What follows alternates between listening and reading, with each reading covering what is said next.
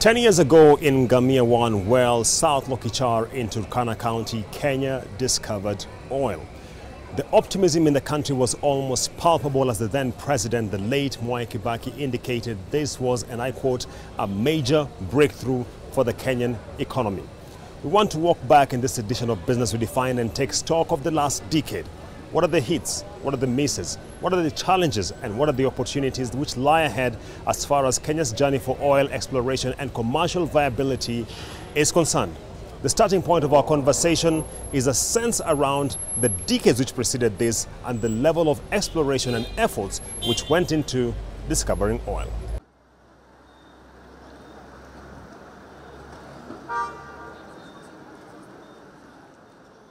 Oil was discovered in Kenya back in 1960s, but they only had some shows. Shows just says our geologs, it will show like there's something, but not quite substantial. So since 1960 till 2012, we have drilled about 30 exploration wells.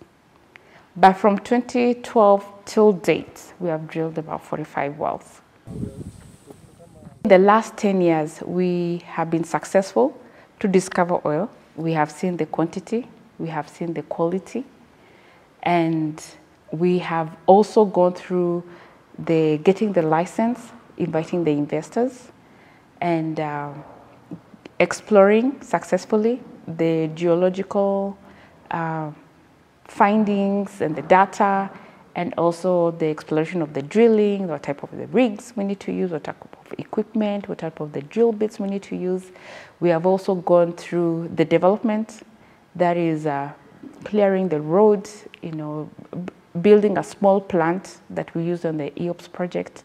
And also we've gone to a small scale of production. So we quite understand that. And we also have done the sell and testing the markets. How is our product gonna sell out in the markets?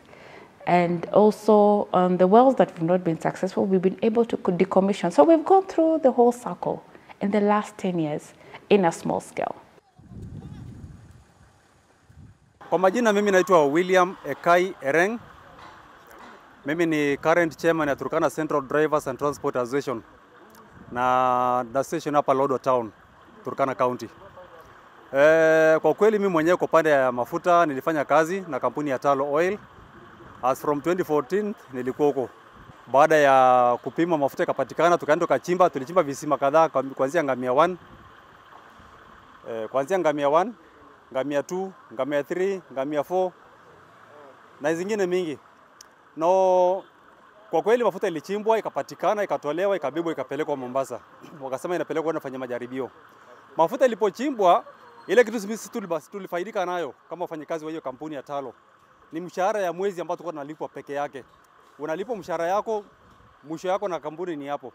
Tukatoka hatukupewa chochote, tulipotoka tukatoka namna hiyo tulifaidika nayo.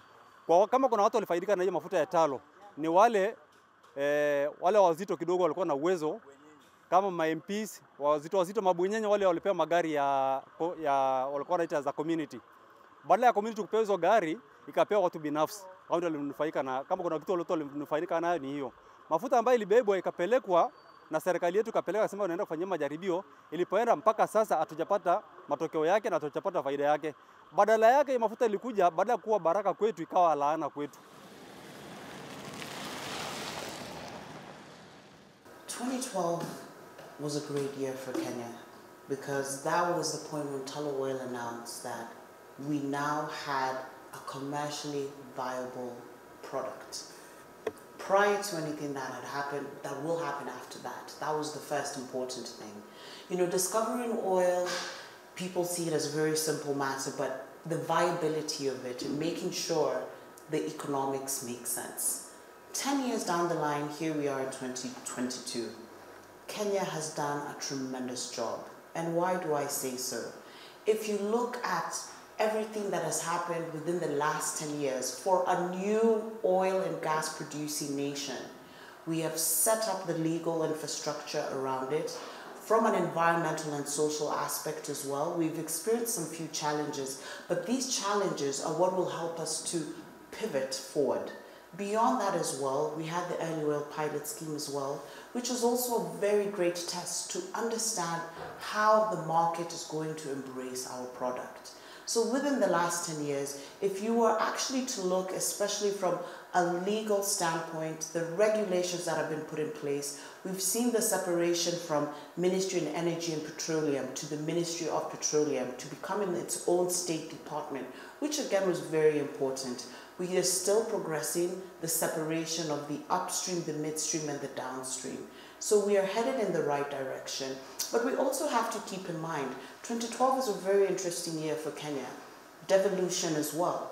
We now have a different system of government, where now we see power being taken closer to the people. So managing all these expectations of the people on the ground, as well as the businesses taking part, the NGOs, the society as well, I would like to say that Kenya is doing a great job. When you actually look at, especially from a legal standpoint, what we have done, a lot of countries are now benchmarking based off what Kenya has done with regards to its petroleum and energy laws. If there is one person who has been at the center of Kenya's journey ever since it discovered oil in 2012, it is John Munyas. Not only has he served as the senator for Turkana County between 2013 and 2017, but also as the cabinet secretary in charge of petroleum and mining from 2018 to 2022. I sat down with him for an interview just before he resigned early February this year to take stock of the last 10 years and the strides made. 10 years down the line, we've now started working on how to commercialize the crude we discovered. You know very well, after our discoveries, we wanted to test the market. And that's why we started the early oil project, where we tracked 2,000 barrels per day on trucks to the coast, to Mombasa, where the product was sent out to various countries for us to see whether the crude was good crude, for us therefore to engage now the market. We were able to collect 240,000 barrels that was actually shipped out of the country. And another amount on 178,000 barrels is still at our refineries, Kenya refineries. We have tested the market.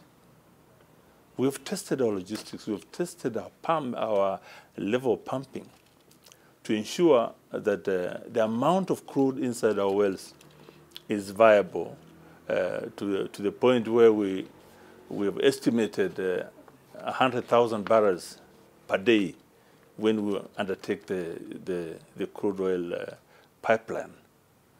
We're about to commence that after acquisition of land and various surveys. We've had to engage communities. Environmental impact assessment studies have been done. And when completed, we will be doing at 100,000 to 120,000 barrels per day on a pipeline that will end up in Lamu. Using just EOP's project only, there was a lot of uncertainty that came up through transport, the roads, the community stopping the trucks itself. I mean, the incidents, the accidents, our spillage of oil on the road. And I know those are the things that we really want to reduce. And also, you can imagine we only had 100 trucks on the road and we're only producing 2,000 barrels a day. So can you imagine 100,000 barrels? How many trucks can we have on the road? It's not even viable. But at the same time, we also wanted to understand, as you can see, it's waxy. So what is the temperature loss that we're going to be having all the way from Turkana all the way to Lamu? So that's one of the things that I was really monitoring closely. We wanted to see like how much temperature loss, because just know like when the temperature reduces, it forms more wax. So we want to keep the temperature high to make sure like our oil is in a liquid form to a point where it gets into the pots.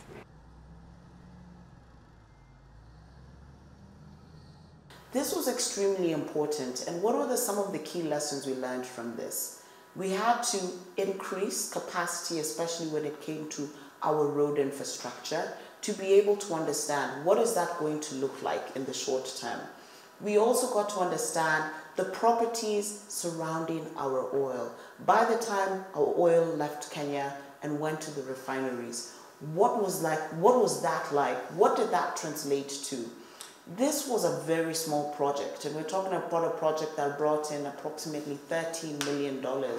And this, again, was just 240,000 barrels. So you were talking about in the future when we actually extract the 600 that are confirmed, but there's still much more. So even when we had the communities in uproar, and the fact we were able to sit down with communities and come to a way forward, that also was a great learning curve for us.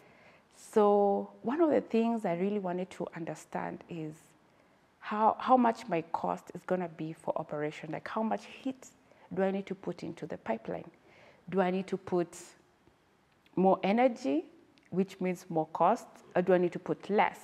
So it was very important to know like how much heat we're going to put in, because it will affect the cost of the whole project. And we found out that actually I was reducing 5 degrees Celsius per day. So a truck would take 3 days from Turkana all the way to the port. So we were losing about 5 degrees. So that will, each day.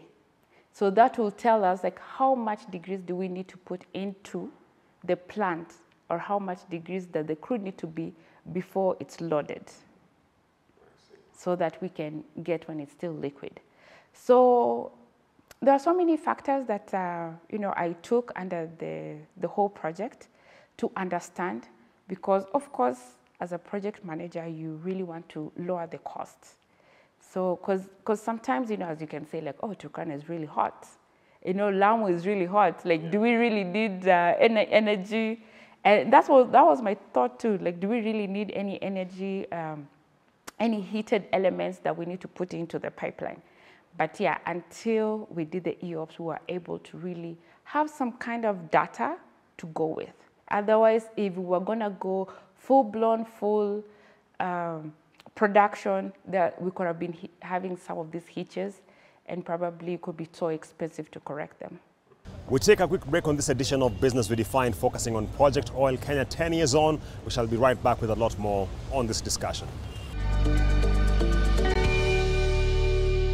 Welcome back to this conversation on Business Redefined, where we are focusing on Project Oil Kenya 10 years on. Remember, it was in March 2012 when Kenya discovered oil. We started the second part with a conversation around the quality of oil found in the Kenyan reserves. It has been termed as being sweet and waxy. What does this mean? Well, the first thing we wanted to know was whether it is true, it is crude, it has the qualities of the demand in the market, which we know our crude we discovered was sticky crude, but very sweet crude. The market that time was okay, as you say, 63. There's been fluctuation in the oil market, and it's improving now. We hope by the time we've undertaken the exercise, the full exercise of construction, at that particular time, with the amount we will be pumping, 100,000 barrels, we will break even. When it comes to oil and gas, the quality is important as much as the quantity, because it will give you the price of the crude oil, and it will give you the upper bargaining of how you're going to sell your product. What I would like to say is our oil, it is of high quality because it has an API of 30. That's how we measure the quality of our oil. The lesser the API, the better the quality. But on the other side, it's waxy, and that just comes by nature. So we have to deal with the wax. How we deal with the wax is to make sure that the temperature are high enough to not form the waxiness of the crude oil. We do have a certain temperature where it changes from liquid to solid. So we have to make sure that all our equipment we have in the plant, and also in the future when we're going to have a pipeline, we have to make sure we have heated elements to a point where our crude oil does not form wax. So within the global oil pricing, there's usually two main pricing standards. We have the WTI and we have the Brent crude oil.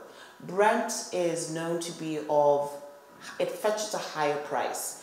When it's waxy, what it means is our oil is very viscous, it's very heavy, and that is one of the reasons why we need the heated pipeline to be able to move it. But if you put our oil in the market, it will fetch at Brent crude price because our oil is of very good quality. But the difference between Brent crude and WTI is really just a few dollars. But Kenya's sweet and waxy oil is of very good value, and for the market is ready to be able to embrace it. So. And then the other important quality that we have in our crude oil is we have sweet crude oil. Sweet means we do not have sulfur. When you have sulfur, it means it is sour, and it will add an addition process into the plant. And also it will be a trade-off is either you equip your plant to accommodate the sulfur, which everything will be expensive, it has to have chrome, everything will be on the upper end, or you eliminate the sulfur at an early stage of the plant. Yeah. Yes, and also it lowers the quality definitely. So if you're going to sell sour crude oil to a plant, they have to make sure that they have the capacity to remove the sulfur before processing it.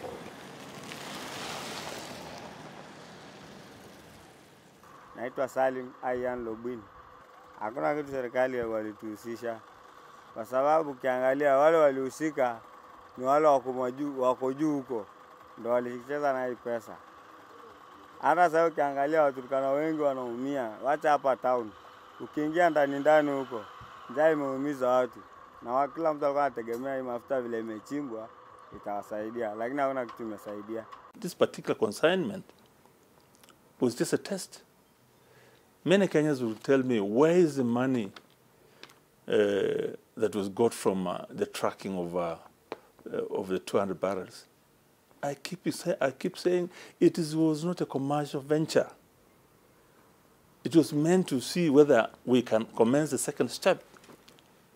And that second step is to commercialize 100,000 barrels. With 100,000 barrels, the client, the country, and the host community, which is Turkana, will break even. Is an amount that is good. If we sold 100,000 barrels per day, we would make our money. Yeah, we'll make our money.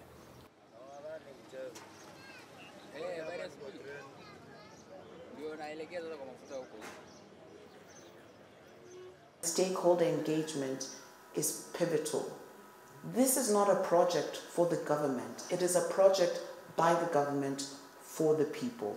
And that is what the Early Oil Pilot Scheme, it showed us where are our deficits from a standpoint even legally. We talk about compensation to communities. How did we define communities and what local entrepreneurship means? Setting up microfinance needs for people, giving them access to technology, giving them access to markets. In Turkana today, a woman who prior was catering to a market of, let's say, she had her small shop selling fruits and vegetables. She now was able to procure and give some of this produce to these oil businesses. And they set up an entire ecosystem. So that is why the Early Oil Pilot Scheme was extremely important. We understand our product. We also were able to understand where the shortfalls are from a legal standpoint, from a community standpoint. And I think that's what is extremely important for us. So by the time our pipeline is ready, which we do pray so in the next few years, it is going to be a very smooth sailing affair and engagement, because as the government, we have worked with communities and we're working with international partners. Kwa majina ninaitwa Sylvia Muriagorot. Hakuna kitu imetusaidia. Talo inasaidia watu tajiri, inaacha maskini hapo. Kuna watoto wetu ambayo walipita mamtiani. Hakuna siku hata Talo inachukua sponsor peke yake. Inachukua mtoto ya tajiri. Tajiri anaenda kuonga pesa. Mtoto ya maskini anabaki hapo paka anaacha shule. Anakuwa chokora paka anakunya gamu hii town. Ukisunga hii town ya Lodwar, watoto wengi wanakunya chokora juu hakuna usaidizi yote inatoka. Hakuna, biashara sasa imekuwa mbaya kabisa. Magari inaharibika. Kila kitu kama kuna kitu yako ambayo ulikuwa umeweka tena, unatoa hiyo kitu unaongezea naye tena kazi. Inasama, hakuna faida. Vitu tu inapanda, watoto wanategemea manyumbani.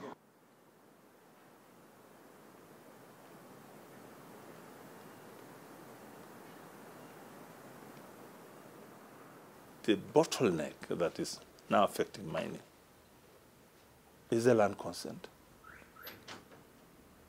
Not only mining, even petroleum. You saw the Lapsset corridor. To access land is not an easy thing. And that's why I'm saying, let's go around it by showing to the public, to the citizens, that there's a lot to benefit from land. That much of the process of land that can go into the public through corporate social responsibility, is eventually going to help those communities. People start looking at land in a different way. I mean, mining in a different way. That, oh, well, let's give it out, so because we will get some benefit from it. The dividends are more. And the country is actually going to raise more money for future generations. The moment people have that mindset, then it's going to change. But you need a social license in every project. I can undertake compulsory acquisition as a minister because that's under me. But we can't do that. You run into problems. The best is to continue negotiating, and that's what I've been doing in this office. Go to people and talk to them. Please help government. This is your resource. This has been the issue. And it calls all of us to look at it in terms of legislation. If it was Ethiopia, for instance, mining is easy. The land belongs to government. In South Sudan, it's closer there. You can do anything. But in the Republic of Kenya, where land has been defined properly, it's a question of just talking, negotiating, begging around, taking more time to talk to people. That's what we do. So it remains to be an issue for us in the mining sector, in the petroleum sector, that this obstacle needs to be looked at. And that takes us to the close of this edition of Business Redefined. Remember, this is just part one of our stock take of Project Oil Kenya 10 years on. We shall continue covering a number of other issues, including what are some of the opportunities which lie ahead, given some of the challenges we have faced in this journey of oil exploration and commercial viability 10 years later.